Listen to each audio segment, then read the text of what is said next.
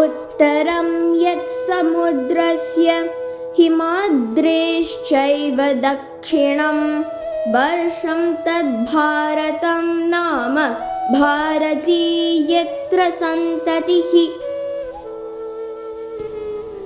The country that lies north of the Indian Ocean and south of the Himalayas is called Bharata. There dwell the descendants of Bharata, says Vishnu Purana. Namaste.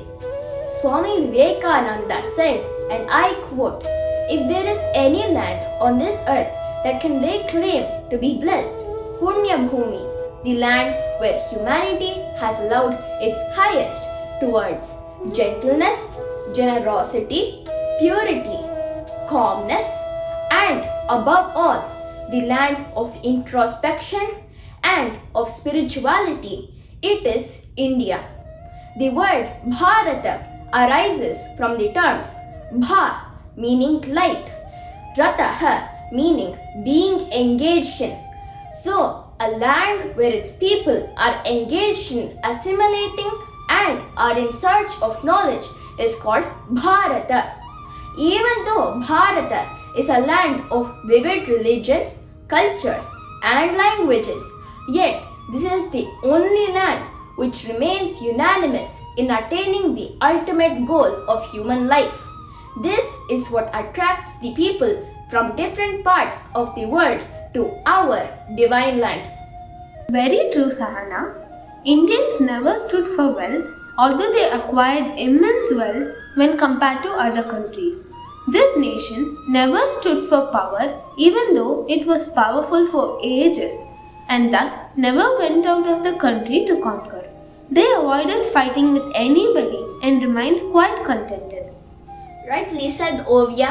Several countries tried to conquer this holy land, having seen its richness in all walks of life, but failed in their attempts due to the immense tapas of great souls who dedicated themselves in the service of this great nation in terms of spirituality, valor, and intelligence. One of the foremost and greatest saints of all times, Sri Adi Shankaracharya, was the earliest in unifying the diverse cultures of this land. True, Sanjay. At Badrinath, he appointed a priest from Kerala. At Rameshwaram, he instituted priests from Maharashtra. Similarly, he got priests from Karnataka to offer worship at Pashupatinath in Nepal, and so on. He walked the entire length and breadth of this land, understanding the various cultures and traditions, and brought about a similar form of worship through the Panchayatana Puja system.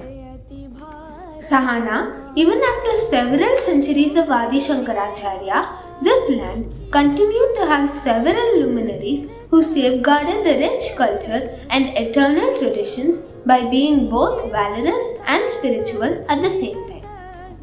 Shurtaha maza atma he, vichar ani vivekhi majhi olkha he, kshatriyaha maza dharma he, ani chhatrapati shivrai majhe daivata he, jai bhavani, jai shivaji. Sahana, aren't these the famous words of Shivaji Maharaj in Marathi? Could you please give us more information about this great patriot? Sure, Sanjay. Born in February 1630 to Shahaji Bhosle and Jijabai at Shivneri Fort, Shivaji Bhosle, popularly known as Chhatrapati Shivaji Maharaj, was the founder of the great Maratha Empire in Western India. His brave, learned, and virtuous mother, Jijabai, brought him up as a righteous and virtuous boy, deeply rooted in the cultural ethos of Bharata Varsha, by teaching him life skills and values from our scriptures, the Itihasas and Puranas. He turned out to be a born leader from a very young age. Shivaji steadily captured several territories from under the Bijapur Sultanate, escaping from several attempts on his life by enemies. He had the guidance and mentorship of two towering spiritual leaders of his time, Sri Samartha Ramadas Ji and Sant Tukaram Maharaj. His administrative policies were humane and subject friendly. Sahana, I think fearlessness, perseverance, rootedness in dharma, and tolerance towards other faiths are few of his qualities I would like to imbibe from him. How about learning about some women who dedicated themselves for this land? Why not? Rajamata Maharani Ahilyabai Holkar, in latter days from Brahma came to rule our land a noble dame. Kind was her heart and bright her fame, Ahilya was her honored name. Poet Tawana Bauli, 1849. Ahilya Bai was born to the village chief of Chondi, Ahmednagar, on May 31st, 1725, and became the bride of Kandaro Holkar at the tender age of 8.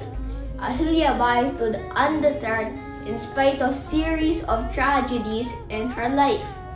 She took up reins of the kingdom and became the ruler of Indore. The brave queen protected her kingdom, fighting off invaders, storming into the battlefield herself, armed with weapons like Ma Durga. Sanjay, I've also heard that she constructed several temples, ghats, wells, tanks, and rest houses.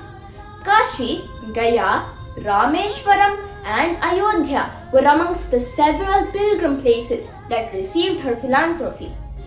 Compassion, equanimity, bravery, foresightedness, and severance towards the cultural heritage of the nation are few qualities I would like to imbibe from the Rajamata.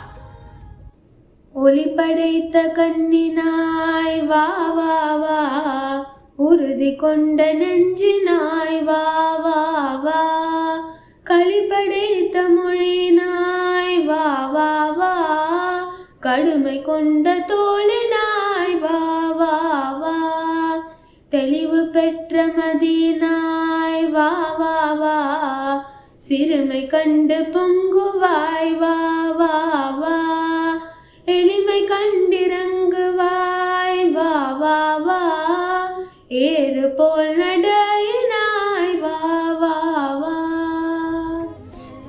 Born in Ettayapuram, Tamil Nadu in 1882, Subbaiah, commonly known as Mahakavi Subramanya Bharati, was a prodigy.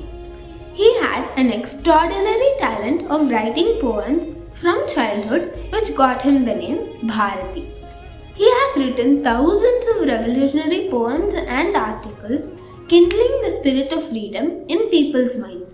He also wrote numerous poems in a vast range of topics such as bhakti, women empowerment, nature, glory of Bharata Mata, and so he is rightly being called Mahakavi.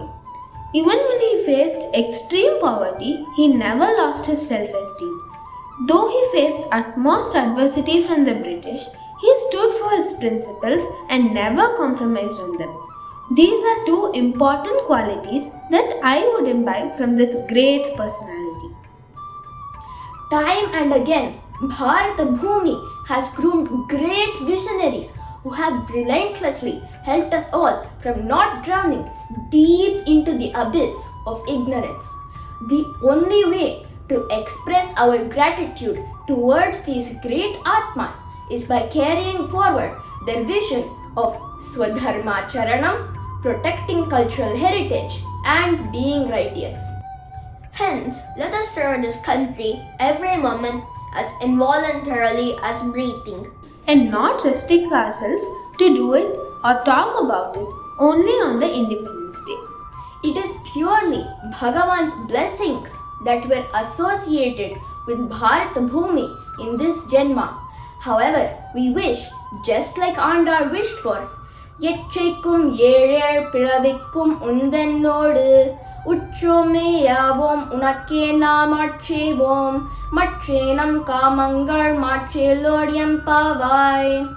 We have no other desire except to be associated again and again with Bharata Bhoomi in all our janmas and make our lives more meaningful and purposeful. Vande Bharata Mataram. Vande Bharata Mataram.